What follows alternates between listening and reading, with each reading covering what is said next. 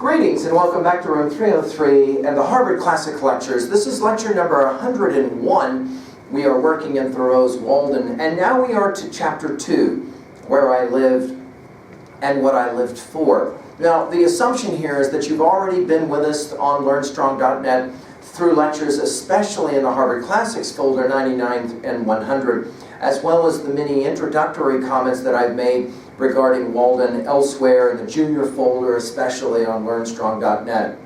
Now, one of the things we'll say about Walden, and we're certainly going to see it here, is that there is this really amazing tension between the two Thoreaus, as it sometimes is referred to by scholars. There is often a desire to kind of emphasize one side of Thoreau versus the other. That is to say, the private versus the public, the religious or spiritual versus the agnostic or the iconoclast. I like to think of it back to our study of the Odyssey. You remember Odysseus has to sail through Scylla and Charybdis. That is to say, between a rock and a hard place. And either one he's going to get jacked on. I think that Thoreau's life is in large measure, and we're going to see this in Walden, it's often this back and forth between two different polarities. Think about, and this word picture worked well in our study of William Blake, and I think it works well as well for Thoreau. Think about the yin-yang symbol and the ways in which you can have polarities that in the end will describe ultimately what nature actually is. We're going to see these kinds of polarities all the way through. So for example, we have a very public statement in economy, and then all of a sudden Walden will turn to more private observations as we get into this. Now, let's review quickly the book, and then we'll spend a few minutes with some of the great lines of chapter 2. Now, many have argued that chapter 2 is the most important chapter of Walden, and many have argued that you really, if you're going to read Walden, you should probably start here. Now, he starts out by reminding himself and us, obviously, of the different places that he nearly purchased or decided to purchase in terms of where he was going to live. All of them were large estates, we might say. He even goes so far as to quote Cato, the famous philosopher, the Roman philosopher. And there's a warning that Cato provides. It's best to consider buying a farm very carefully, right, before ever signing any kind of paperwork. He had been interested, he tells us, in the Hollowell farm. It had a whole lot of improvements that needed, obviously, to be done there. But before a deed, he says, could be drawn, the owner's wife, and then he makes kind of a little bit of a nasty aside about how many men or all men have these kinds of wives. Unexpectedly decided she didn't want to sell the farm, she wanted to keep the farm. And so, Thoreau ends up giving up his claim on the property. And even though he had been ready to, to try and be a legit farmer with a large bunch of land, he realizes that in the end, everything might have worked out best for everybody. He's kind of forced, he says, to live a life that he says is, quote, as long as possible, free and uncommitted, end quote. We'll hear these lines in a bit.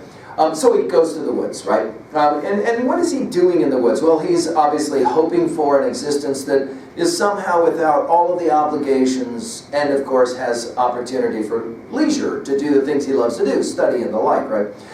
He will announce that he resides quite a ways away from the post office and all of the constraining social types of relationships and requirements that are associated often with the mail system. Now, he says a bit ironically that getting rid of legal deeds provides him ultimately with what he calls real or true ownership, and then he will paraphrase a poet that ostensibly says, "I am monarch," quote unquote, "I am monarch of all that I survey." Now, his delight in the new building, right, at Walden, it's more than just simply a certain kind of "I am a homeowner for the first time" kind of pride. It's really going to be in Walden always about the literal and the metaphoric. There's going to be a certain kind of achievement here. We might even call it a philosophic achievement, right? In a symbol, right, of the kind of conquest, we might call it, that he has arrived at. Now, when he first moves into his dwelling on Independence Day, He has a certain sense of being like a god on Mount Olympus, even though the house doesn't have a chimney, doesn't have plastering, because it's his, and he made it, right?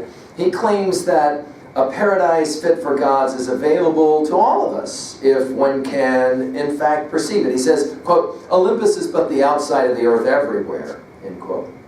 Then he takes a pretty optimistic view and declares that his, poorly insulated walls gave the interior the benefit of fresh air on summer nights. He says that he doesn't have a lot of carved ornamentation, but he says it's better to carve, as we'll get to these lines, the very atmosphere that one thinks and feels in. That is to say, that life itself can become a kind of art form. It for him is almost not even that important, right? Because of the heavenly house, as he calls it, as far off as many a region viewed nightly by astronomers, he does prefer, he says, to reside at Walden, right? Sitting on his, what he calls his humble wooden chair, rather than in some distant corner of the universe behind the constellation of Cassiopea's chair, right? He's free, he says, from time as well as from matter, announcing then finally that time is the river in which he goes fishing. He doesn't view himself as a slave of time. Rather, he makes it seem as though he's choosing, right, to participate in the flow of time however he chooses. Like a god, he says, living in eternity. Finally, he concludes kind of a little bit of moralizing, urging all of us to sledge through our existence until we hit rock bottom and can gauge truth. And when he turns our real-o-meter, our means of measuring the reality of things. Now, as I said to you guys in so many of these lectures, I would love to be able to read all of this to you because it's so compelling. Let me just share a few of the greatest lines, the opening lines of where I lived and what I lived for. At a certain season of our life, almost sounds, go back and look at what we've said about Emerson's self-reliance. It's compelling how much the opening lines of self-reliance borrow and carry some of the influence of Thoreau's writing here in chapter 2 of Walden. At a certain season of our life, he says, we're accustomed to consider every spot as a possible site of a house. I have thus surveyed the country on every side within a dozen miles of where I live. In imagination, I've bought all the farms in succession, for all were to be bought, and I knew their price. I walked over each farmer's premises, tasted his wild apples, discoursed on husbandry with him, took his farm at his price, at any price, mortgaging it to himself in my mind, even put a higher price on it, took everything but a deed of it, took his word for his deed, for I dearly loved to talk, cultivated it, and him too to some extent I trust, and withdrew when I had enjoyed it long enough, leaving him to carry it on. This experience entitled me to be regarded as a sort of real estate broker by my friends. Wherever I sat, there I might live, and the landscape radiated from me accordingly. And then he asks, what is a house? But a seat. Better, he says, if a country seat. A few lines later he says, an afternoon sufficed to lay out the land into orchard, woodlot, pasture, and to decide that fine oaks or pines would be left to stand before the door, and whence each blasted tree could be seen to the best advantage. And then I let it lie. Follow perchance, for a man is rich in proportion to the number of things which he can afford to let alone. What a brilliant line. A man is rich in proportion to the number of things which he can afford to leave alone. In other words, simplify will be the language all the way through Walden. Less and less is what you really need. A few paragraphs later he says this way, all that I could say then with respect to farming on a large scale, I've always cultivated a garden, reminding us of Voltaire's Candide, the final lines of Candide, we must cultivate our own garden. He says, was that I had my seeds ready. Many think that seeds improve with age. I have no doubt that time discriminates between the good and the bad. And when at last I shall plant, I shall be less likely to be disappointed. For I would say to my fellows, once for all, as long as possible, live free and uncommitted. It makes but little difference whether you're committed to a farm or to the country jail.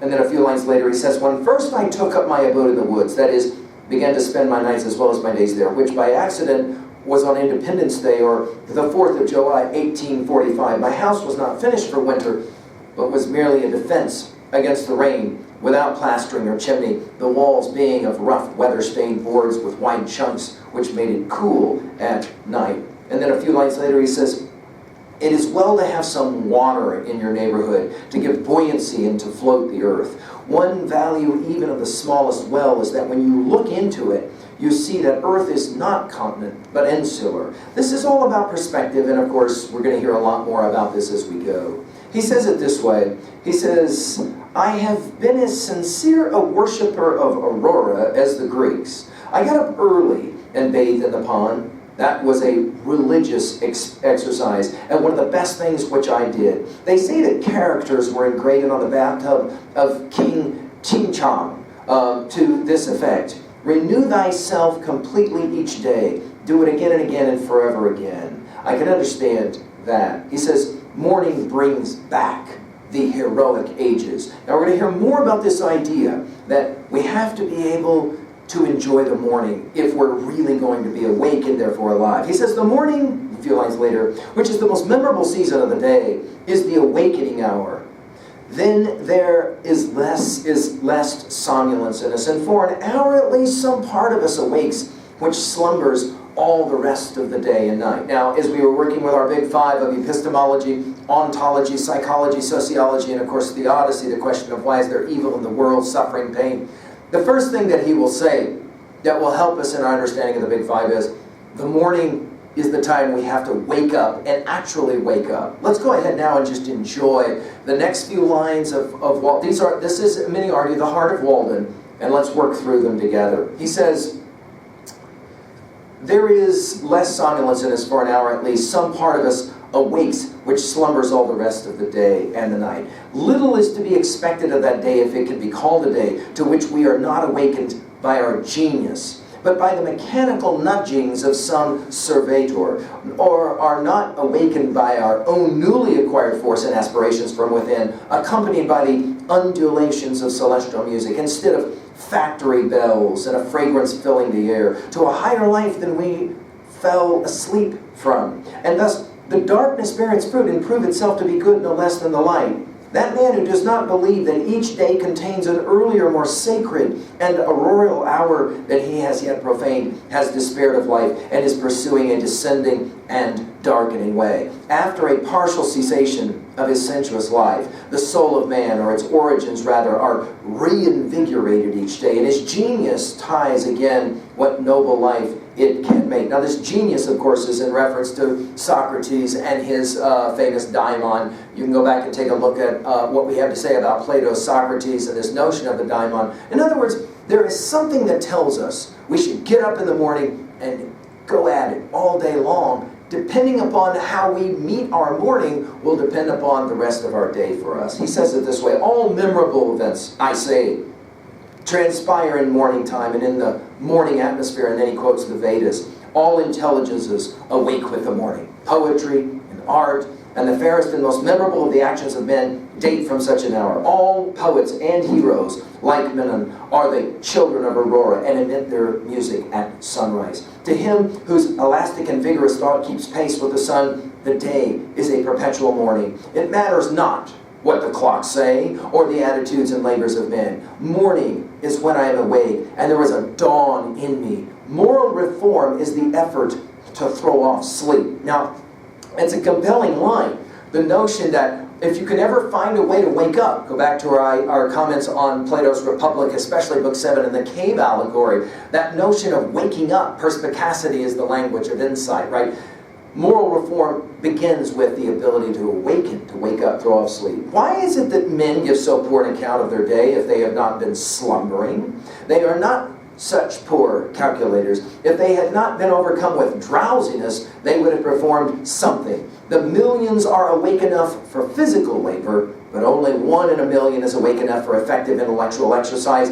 Only 1 in 100 millions to a poetic or divine life. To be awake is to be alive. I've never yet met a man who was quite awake. How could I have looked him in the face? Now, this is, of course, a pretty radical statement, and yet it is at the heart of what Thoreau is attempting to do in Walden. In other words, he's going to make the argument now that he went to the woods because he wanted to learn how to wake up. Now, of course, we call this conservation model, energy conservation model, this notion that we're trying as much as we can to get down to the basics of things, to the facts, as he will talk about them in a second. He says it this way.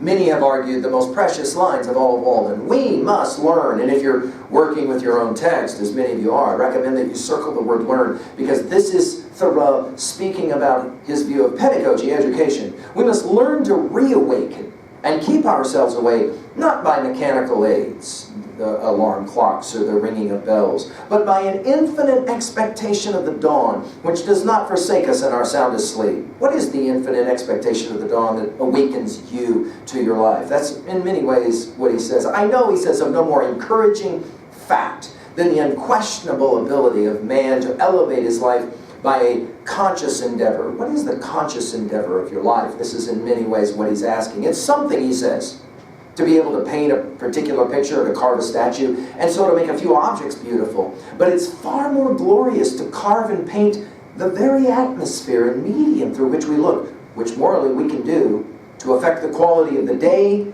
That is the highest of arts. Every man is tasked, he says, to make his life, even in its details, worthy of the contemplation of his most elevated and critical hour. If we refused, or rather used up such paltry information as we get, the oracles would distinctly inform us how this might be done. I went to the woods because I wished to live deliberately, to front only the essential facts of life, and to see if I could not learn what it had to teach. And not when I came to die, discover that I had not lived. I did not wish to live what was not life. Living is so dear. Nor did I wish to practice resignation unless it was quite necessary. Now, why did he go to the woods? He says, because I wanted to live deliberately. What does that mean? Intentionally. Well, intentionally in what regards? Well, I wanted to meet only the essential facts of life. What is it that's most essential in our lives? Well, obviously from economy, he's mentioned a few of those already. Got to have a place to live, got to have something to eat. But beyond that, what are the essential facts of life? Like, what do we most need? He says, I wanted to learn, back to the word learn again. Again, this is a whole passage on education. I wanted to learn exactly what these facts of life, and more particularly the woods, had to teach me. He says, when I came to die, I didn't want to discover that I had not lived. We, of course, following in our study of Plato and Socrates from the Republic as well as Phaedo, that notion that at the conclusion of a person's life, they will speak the words, oh my God. The question is the inflection of the voice.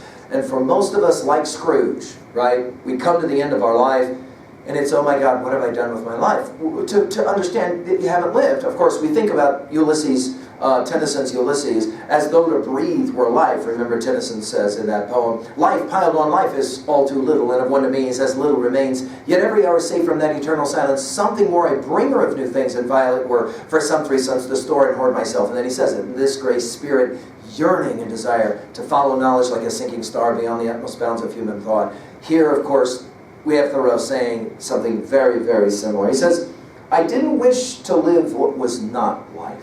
Unless, he says, even resignation, unless it was necessary. I didn't want to do that. He says it. Living is so dear.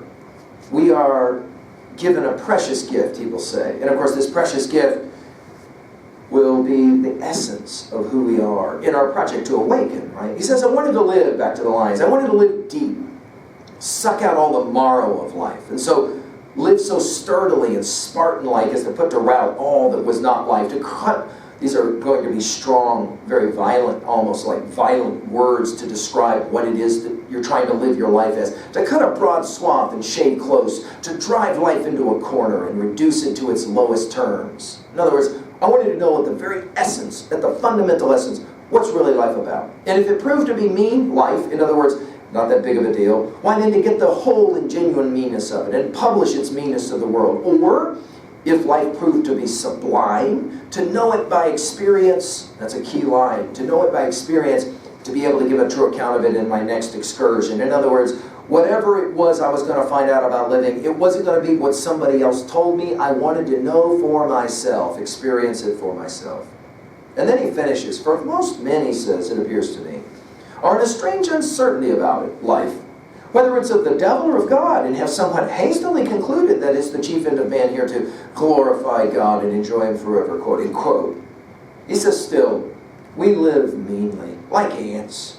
Though the fable tells us that we were long ago changed into men, like pygmies, we fight with cranes. It's error upon error and cloud upon cloud. And our best virtue has for its occasion a superfluous and inevitable wretchedness. Our life is frittered away by detail. An honest man has hardly need to count more than his 10 fingers, or in extreme case, he may add his 10 toes and lump the rest. Simplicity, simplicity, simplicity. And there's an exclamation point.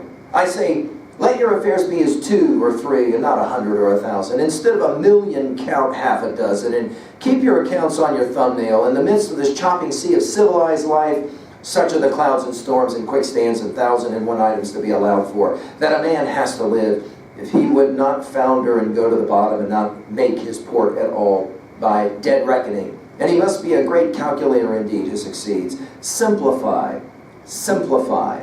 Instead of 3 meals a day, if it be necessary, eat but 1. Instead of 100 dishes, 5, and reduce other things in proportion. Well, of course, this is Thoreau at his best. Notice the last book was called Economy, and here he continues with that idea. That is to say, get rid of all the stuff that's in the way. A few lines later he says, why should we live with such hurry and waste of life? We're determined to be starved before we're hungry. Men say that a stitch in time saves 9, and so they take 1,000 stitches today to save 9 tomorrow. As for work, we haven't any of its consequence. That is to say, figure out what's most important in your life and live that. He then goes off on newspapers, and he says, I'm sure I've never read any memorable news in newspapers. He says, to a philosopher, all news, as it's called, is gossip, and they who edit and read it are old women over their tea. A few lines later, he begins to talk about the ideas specific to eternity. He says, in